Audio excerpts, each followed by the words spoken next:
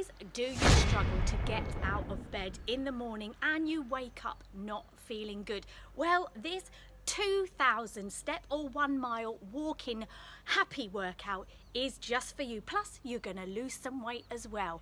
What more do you need to set yourself up for the day, for your mind and your body? So, set your alarm 15 minutes, that's all it is, and you will feel great, big, strong, and confident. Imagine if you did this every day, how good you will feel. So as you are exercising, I want you to think of something that you are proud of yourself, maybe something you've achieved, or your personality, or how you look. And if somebody pays you a compliment today, you are going to take that compliment. You are going to own that compliment. You're not going to think about it or dissect it. You're going to say, thank you, and take that compliment. And whilst you're working out, if you're getting a bit stressed thinking about your day and worrying, we are going to calm that stress down right at the end with a few stretching and breathing to control the stress so it disappears before your day arrives. And we're going to do some positive affirmations as well out loud. Are we ready? This is going to really set you up for the day. Let's go.